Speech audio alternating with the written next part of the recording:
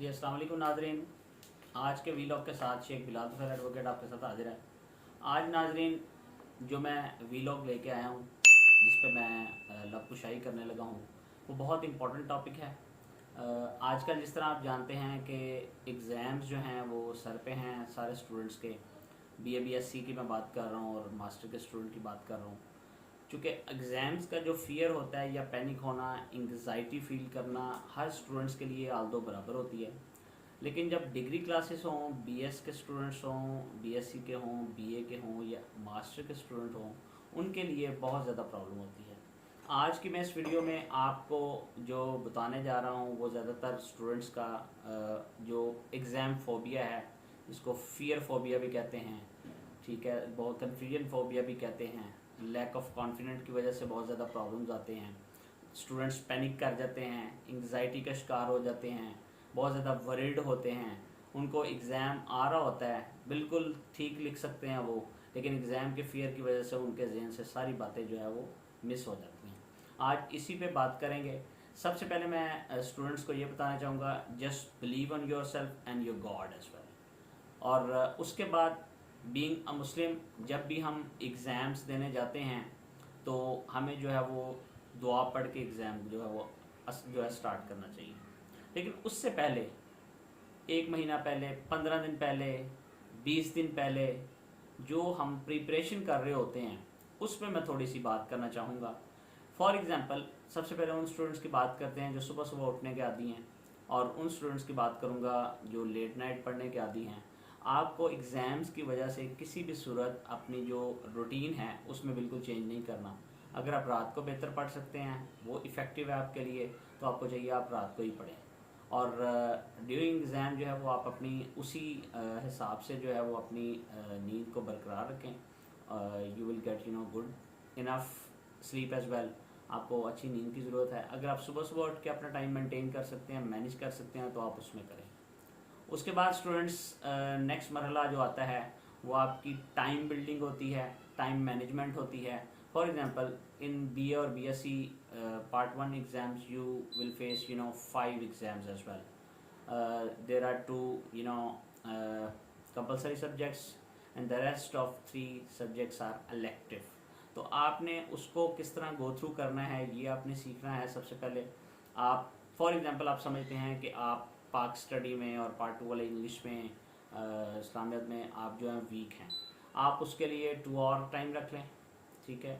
2 our time में आप जो है वो उसको अच्छी तरह देखें और ज़्यादा से ज़्यादा लिखने की कोशिश करें, क्योंकि लिखी हुई बात जो है वो आपको भूलेगी नहीं। आप जितना मर्ज़ी सारा दिन पढ़ें, जो मर्ज़ी करें। फॉर एग्ज़ाम्पल उसकी आप एग्जांपल हम आपको ये देते हैं कि आपने 5 घंटे पढ़ा तो एटलीस्ट आपको 3 आवर तो लिखना ही पड़ेगा। एग्ज़ाम के अंदर भी आपको 3 घंटे कम से कम लिखना पड़ता है। अगर आप लिखने की प्रैक्टिस अच्छी कर लेते हैं तो लिखने की वजह से क्या होता है कि आप एग्ज़ाम्स का फियर जो है वो उस पर ओवरकम कर लेते हैं। बहुत सारे स्टूडेंट्स को यही प्रॉब्लम है कि एग्ज़ाम आ गया, अब हम क्या करें।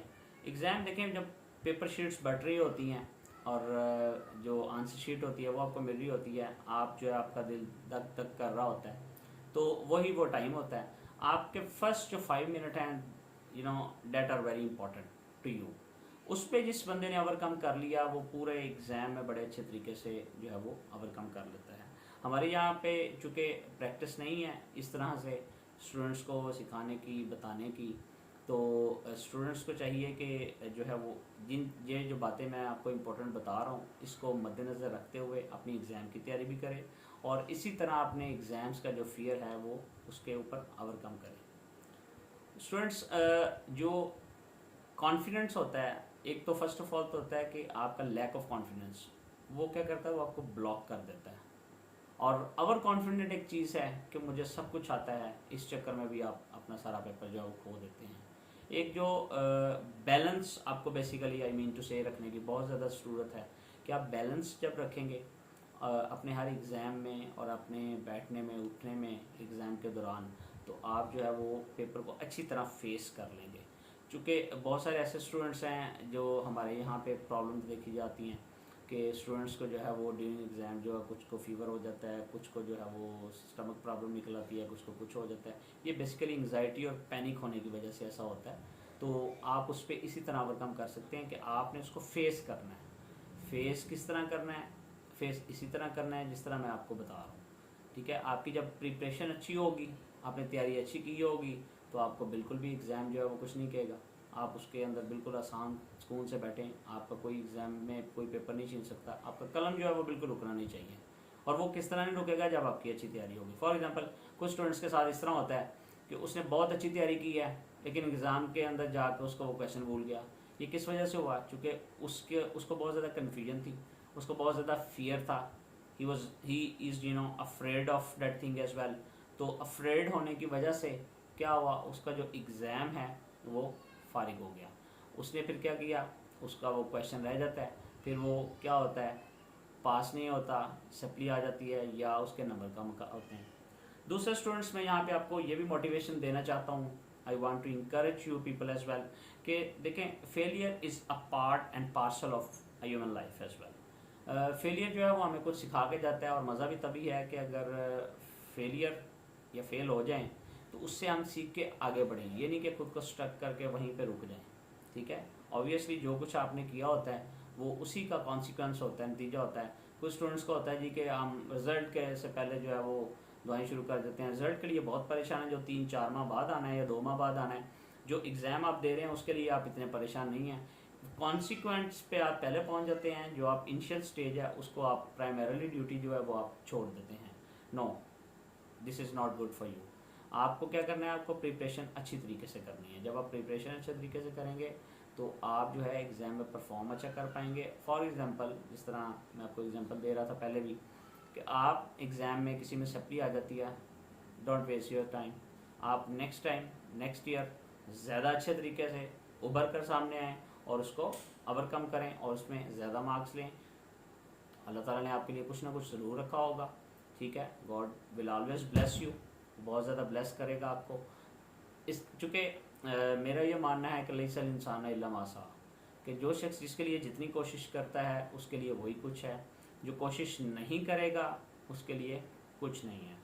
फिर बहुत सारे स्टूडेंट्स हैं जो हम जिसे कहते हैं कि जी ये चीटिंग, ब्राइबरी दे के अपने एग्ज़ाम पास करवाने की कोशिश करते हैं। वो ज़िंदगी के बाकी 30-40 साल उनके जो हैं वो उसके सामने ही होते हैं फिर, ठीक है।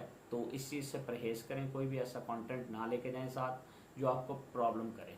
हर चीज़ अपनी चेक करके जाएं एग्ज़ाम में, अपना आईडी कार्ड, अपनी रोल नंबर स्लिप। इसके अलावा आपके पास अपनी 2 कम से कम पेन होने चाहिए, आपके पास पेंसिल होनी चाहिए, आपके पास ब्लू मार्कर होनी चाहिए, black is not allowed anywhere. ये चीज़ें आपके पास होनी चाहिए।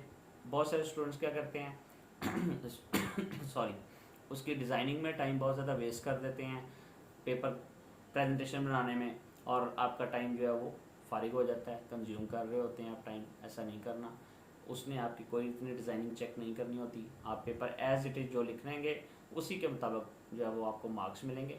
आप अपना क्वेश्चन नंबर दे के उसको अटैम्प्ट करें, डायरेक्ट उसका आंसर, ना कि उसका ऊपर क्वेश्चन लिखे और उसको लिखना शुरू कर दें। ये बहुत ज़्यादा कुछ टीचर्स की जो है वो मैं बात कंडेम करूँगा कि जी आप प्रेजेंटेशन करें, ये करें, वो करें। नो, साइंस के पेपर्स में भी it may be possible as well, the rest of the papers are not allowed to you. तो आपको जो है वो इसमें क्या करना है, आपको इसमें सिर्फ जो एग्जैक्ट, फॉर एग्जांपल मैं आपको इसके ये एग्जांपल देता हूँ। एक पेपर में 5 क्वेश्चन आ गए हैं और 8 आपके पास क्वेश्चन है, 5 आपने करने हैं। उसमें जो सबसे बेहतरीन आपको आता है, सबसे पहले पूरा पेपर पढ़ें अच्छे तरीके से, जो आपको सबसे बेहतरीन चीज़ आती है वो सबसे पहले लिखें। फॉर एग्जांपल आपके पास 3 आवर टाइम है, आप उसमें 30 मिनट्स उसके लिए कंज्यूम करेंगे। 30 मिनट में मैं ये जो 15 मिनट का क्वेश्चन है इसको करूँगा। हाँ, उसमें राइटिंग अपनी अच्छी करें, उसकी प्रेजेंटेशन थोड़ी सी बना दें। प्रेजेंटेशन मुराद मेरी राइटिंग है, ठीक है। हल्का सा मार्कर के साथ ज़रा उसकी डिज़ाइनिंग कर लें, डिज़ाइनिंग से मुराद उसकी को हेडिंग दे लें, ठीक है। ये चीज़ें कर लें बजाय इसके को उसके हाशिए लगाने के। तो इसको अच्छी तरह परफॉर्म करें। उसके बाद जो कम आता है वो आपने देखना है। फॉर एग्जांपल पाक स्टडी के पेपर के अंदर हमेशा स्टूडेंट्स का क्या होता है कि 2 क्वेश्चन करने होते हैं, तो एक करते हैं, 1 जो है वो 80 मिनट्स टोटल होता है, तो वो उसके पास 80 मिनट्स में एक ही क्वेश्चन कंप्लीट होता है। ऐसे नहीं करना, आपने 40 मिनट, बहुत इट इज़ इनफ टाइम, बहुत टाइम होता है। आपने फॉर एग्जांपल 60 मिनट भी ले लिए, 20 रह गए। आपने क्वेश्चन दोनों अटैम्प्ट करने हैं, उसकी पूरी हेडिंग लिखें, हेडिंग के साथ 15 हेडिंग है, उसको 10 को 8 को जो है वो बयान कर दें, ठीक ठीक है, इस तरह आप कम से कम पास हो जाएंगे। कोई भी पेपर के अंदर क्वेश्चन बिल्कुल नहीं छोड़ना, जैसा आता है वैसा लिखना है, क्योंकि लिखे हुए के हमेशा आपको मार्क्स मिल जाते हैं। जब आप क्वेश्चन पूरा अटैम्प्ट नहीं करते या बिल्कुल नहीं करते तो आपको बिल्कुल उसके मार्क्स नहीं मिलते। आप क्या होता है जी, फेल हो जाते हैं, सप्ली आ जाती है। ऐसा आपने बिल्कुल नहीं करना, ठीक है। ये मेरी चंद बातें हैं, चंद गुजारिशात हैं, इनको मद्देनज़र रखते हुए आप एग्ज़ाम में उतरें। इंशाल्लाह आपको अफाका होगा और आपकी तैयारी जो है वो बेहतर होगी। सबसे पहले अपने आप को बस मेंटेन रखें, बैलेंस रखें, ठीक है। बिल्कुल घबराने की ज़रूरत नहीं है। जो चेकर होते हैं वहाँ पे, सुप्रीडेंट होता है, वो आपको बिल्कुल कुछ नहीं कह सकता, ना कहेगा। सीट पे जाके अपनी आराम से बैठें, अपने आप को कंफर्टेबल करें, जो आपने दुआ पढ़नी है वो पढ़ें, ठीक है, दुरूशी पढ़ें और अपना पेपर जो है वो अच्छे तरीके से स्टार्ट करें।